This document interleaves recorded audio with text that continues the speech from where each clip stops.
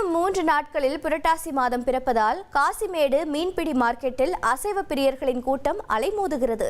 இது பற்றி கூடுதல் தகவலை செய்தியாளர் நிர்மல் வழங்கி கேட்கலாம். நிர்மல் வணக்கம்.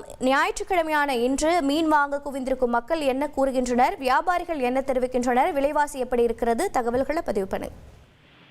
வணக்கம். சென்னை காசிமேடு மீன்பிடி சந்தையில் வழக்கமாகவே ஞாயிற்றுக்கிழமை விடுமுறை தினத்தன்று அதிக அளவிலான மக்கள் மீன்களை வாங்குவதற்கு வருவது வழக்கம்.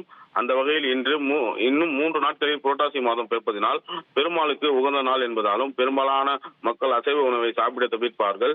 இன்னும் 1 மாதத்திற்கு அசைவை சாப்பிட முடியாது என்பதனாலும் இன்று விடுமுறை தினம் என்பதாலும் காசிமேடு மீன்பிடி சந்தையில் மீன்களை வாங்க அதிகாலை முதலே மக்களின் கூட்டம் அதிகமாக காணப்பட்டது.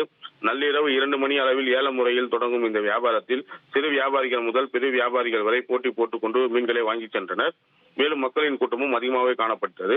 விலை பட்டியலானது வெள்ளை வவ்வால் 800 முதல் 900 ரூபாய்க்கும், வஞ்சிரம் 1200 ரூபாய்க்கும், சங்கரா 350 ரூபாய்க்கும், சீரா கிலோ 500 ரூபாய்க்கும், கொடுவா கிலோ 750 ரூபாய்க்கும், கடல் விரால் கிலோ 700 ரூபாய்க்கும், இறால் மற்றும் கடமா 450 முதல் 550 ரூபாய் வரைக்கும் விற்பனை செய்யப்பட்டு வருகிறது.